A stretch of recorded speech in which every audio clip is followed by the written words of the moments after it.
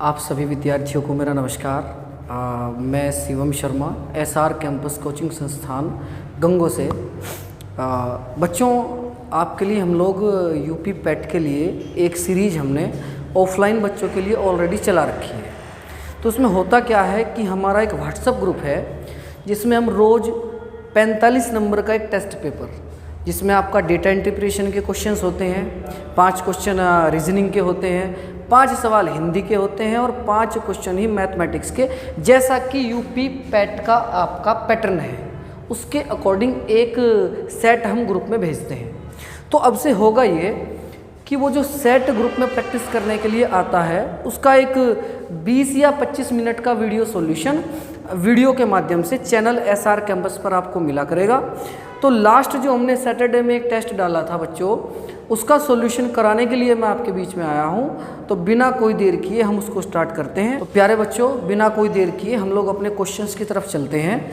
बच्चों, जो पहला सवाल था वो ये था कि 4:48 बजे, ये क्वेश्चन में क्लियर नहीं है AM या PM, तो हम AM मान लें, दोनों सुइयों यानी घंटे की सुई और मिनट की सुई के बीच का कोण क्या होगा। तो इसका तरीका बच्चों ये होता है, इसको आप एज इट इज़ रखते हैं, जो घंटों की नंबरिंग है उसको झुका तो रखेंगे, इसका डबल करके एक अंक पे दशमलव लगा देंगे। बच्चों, बेसिकली होता ये है कि हम 5 से डिवाइड करते हैं मिनट की सुई की पोजीशन पता करने के लिए। तो उसका एक ढंग ये है कि हम इसका डबल कर लें और एक अंक पे दशमलव लगा लें। 48 का डबल होगा 96, ये होगा 9.6। इसका डिफरेंस लेंगे बेटा, ये जो डिफरेंस आएगा ये आएगा 5.6 और ये माइनस का आया है। तो करना ये होता है कि इस डिफरेंस में 30 की गुणा करके माइनस आया है तो मिनट का आधा घटाएंगे, इसका आधा बैठेगा 24। ये होगा 36, 18, हासिल लगे 1, 5 से 15 माइनस 24। तो बच्चों, जो आपका आंसर बनना है आप लोग मैच कर लीजिएगा, 4 144 डिग्री आपका आंसर होगा। साथ में ये भी सुन लो, ये आपका इंटरनल एंगल होगा। एक्सटर्नल एंगल अगर निकालना पड़े तो 360 में से इसको घटा के हम निकालेंगे। इसके बाद बच्चों, जो अगला सवाल है वो ये है,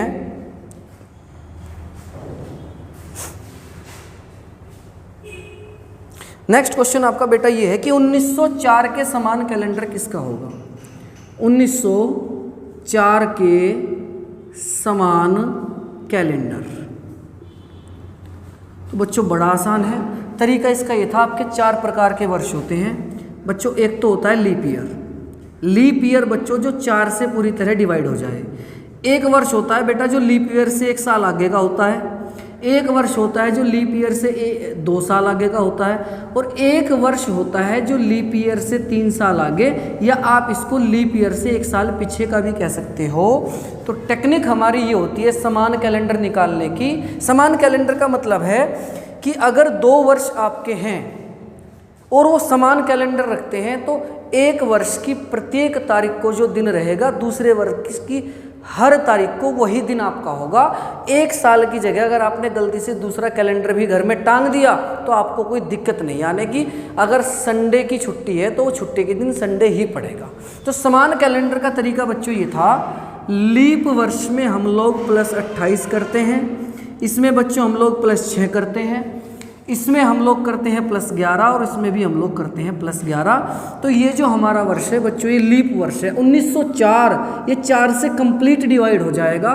तो इसके लिए हम करेंगे बच्चों 1904 + 28, ये हो जाएगा 1932 आपका आंसर। लेकिन मेरे प्यारे बच्चों, एक बात का ध्यान रखना, ये टेक्निक है तो बढ़िया, लेकिन ये फेल होती है यदि बीच में कोई ऐसा शताब्दी वर्ष आ जाए जो कि लीप वर्ष न होता हो, जैसे कि 1300, 1500, आपका 1800, तो उस कंडीशन में ये शॉर्ट टेक्निक फेल हो जाती है। आप लोग ध्यान रखना, आपको बेसिक से जाना पड़ेगा। उसके बाद बच्चों अगला सवाल आपका,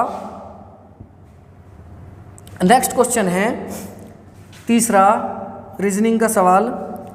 यदि अमंग को 24, 14, 12, 13 और 20 लिखा जाए तो आपसे पूछा है शॉप को क्या लिखेंगे।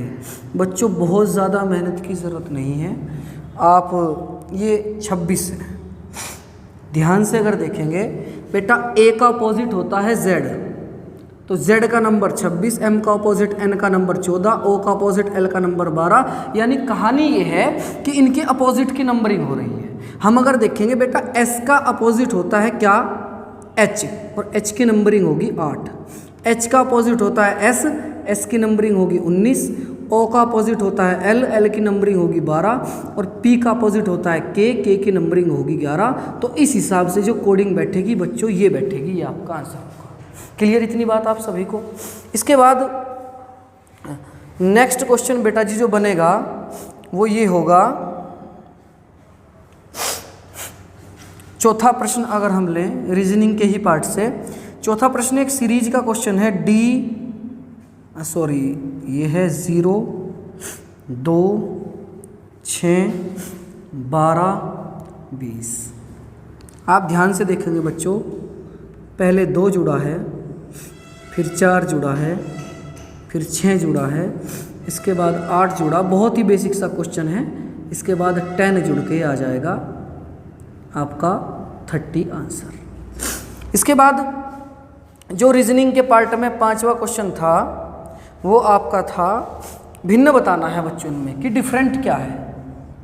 5वां सवाल रहेगा 324, 441, 144, 1331।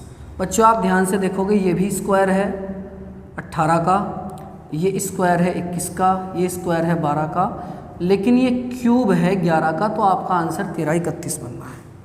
ये 5 सवाल बच्चों आपके रीजनिंग के थे। इसके बाद हम मैथ के सवालों की तरफ चलें। बच्चों छठा सवाल था 1600 का 12 सही 1/2% प्लस x बराबर 1901 के है, तो ये पूछा गया आपसे x की वैल्यू। बेटा 12 सही 1/2 का फ्रैक्शन होता है 1/8, तो हम करेंगे 1600 गुना 1/8 प्लस x बराबर 1901। इससे काट देंगे इसको, 8 दूनी 16, बेटा 200 उधर जाके घट जाएगा, तो आपका आंसर आएगा 1701। इसके बाद बच्चों जो अगला सवाल है वो आपका था, आपको 1.27 बार को भिन्न में बदलना था। बच्चों एक सवाल आप ये बात को नोट कर लो, चाहे आज ये इस कैटेगरी का एक सवाल पेट के एग्जाम में आपको देखने के लिए मिलेगा ही मिलेगा। ये बार थ्योरी का क्वेश्चन है। इस सवाल को हम करते ऐसे हैं बेटा कि दशमलव के बाद जितने नंबर पर बार है नीचे उतने ही 9 आएंगे। दशमलव के बाद इन 2 अंकों पर बार है तो इनके लिए 9। अब बेटा पूरा नंबर लिखेंगे 1, 2, 7, और इसमें से हम घटाएंगे जिसके ऊपर बार नहीं है, 1 के ऊपर बार नहीं है, तो 1 माइनस कर देंगे, ये बनेगा 126/99। डिवाइड कर लीजिए, 3 चौक 12, 3 दूनी 6, 3 तिया 9, 3 तिया 9, तो आपका आंसर बन जाएगा। अभी 3 से और डिवाइड हो सकता है, तो बच्चों आपका आंसर बनेगा 14/11।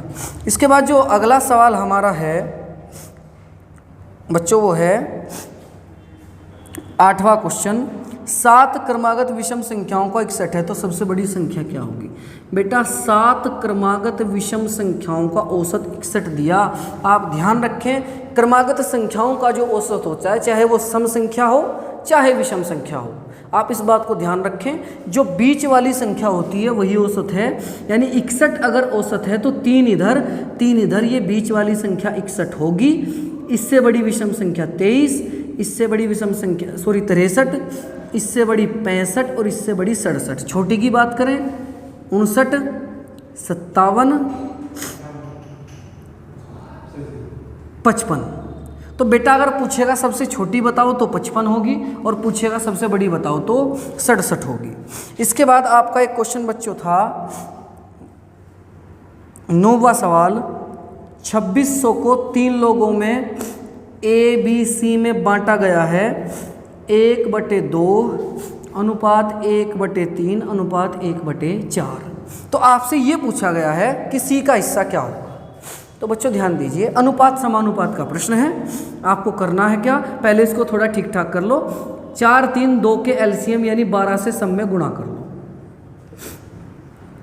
2 6 के 12, 3 चौक 12 और 4 तिया 12, ये आएगा 6:4:3। ये अलग अलग हिस्से हो गए, तीनों का जोड़ है 13, तो 13 रेशो बराबर है 2600 के।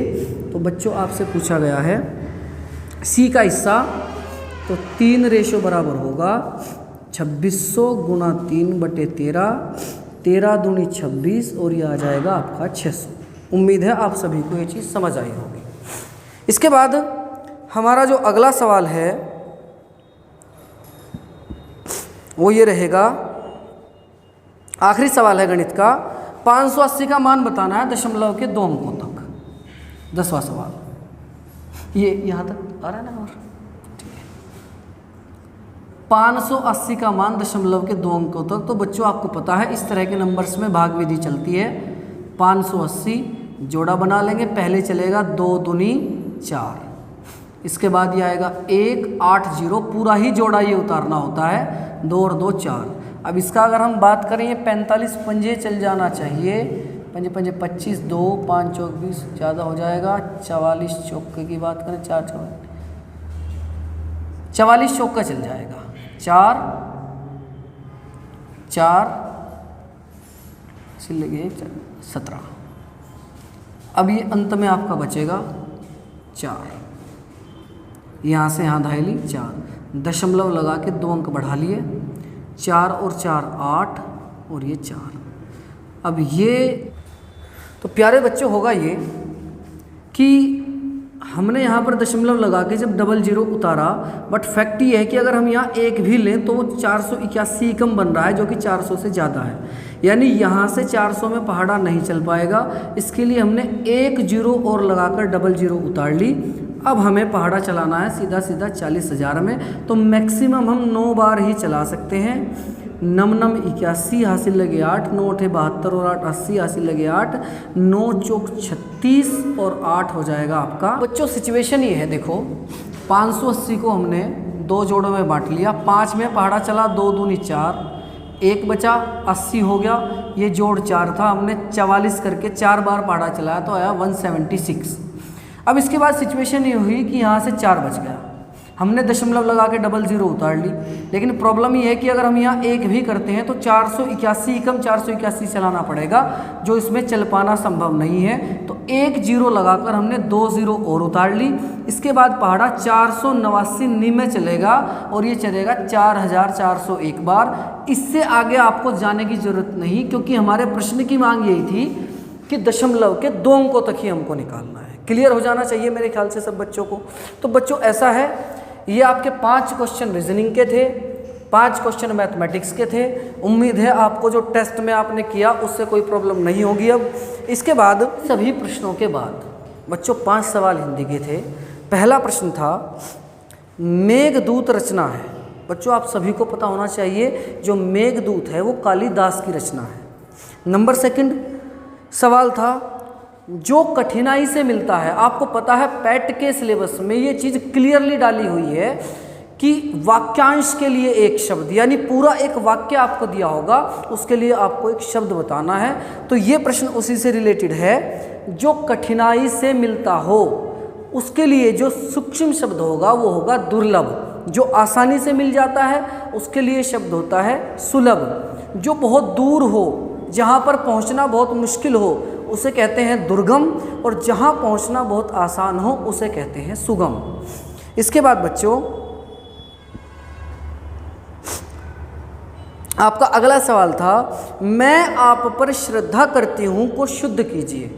तो बच्चों आपको समझ आ गया होगा, श्रद्धा के साथ कभी भी पर नहीं आता। शुद्ध वाक्य यह होगा मैं आप में श्रद्धा रखती हूँ। करती हूँ भी नहीं आएगा, मैं आप में श्रद्धा रखती हूँ। बच्चों श्रद्धा रखी जाती है, की नहीं जाती। अगला सवाल आपका है एक मुहावरा दिया है, जमीन आसमान एक कर देना। बहुत ज़्यादा कठिन मुहावरा नहीं है। जमीन आसमान कर देना, एक कर देने का मतलब होता है बहुत अत्यधिक परिश्रम करना। अगर मैं आपसे कहूँ बच्चों, अगर पैट में 80 नंबर आपको चाहिए तो आपको जमीन आसमान एक करना पड़ेगा, यानी बहुत ज़्यादा मेहनत करनी पड़ेगी। अगला सवाल था किसान का तत्सम। सबको पता है बच्चों, किसान का तत्सम होता है कृषक। तो बच्चों इन 5 क्वेश्चंस का, इन 15 सवालों का सॉल्यूशन मैंने आपके पास आज मैं भेज रहा हूँ। अभी डीआई का सॉल्यूशन और अपठित गद्यांश का सॉल्यूशन नहीं भेजा जा रहा है। आज की ये वीडियो, ये आपकी जिम्मेदारी है बच्चों। आज की इस वीडियो को मैं आप लोगों को कम से कम 200 लोगों से सब्सक्राइब करवाना है, तब मैं अगली वीडियो में डीआई का सॉल्यूशन भी दूंगा और आपको अपठित गद्यांश का सॉल्यूशन भी यहीं पर मिलेगा। लेकिन आप अपने सभी मित्रों से, सभी साथियों से लाइक भी करवाइए और सब्सक्राइब भी करवाइए, ताकि ज़्यादा से ज़्यादा लोग हमसे जुड़ सकें। धन्यवाद।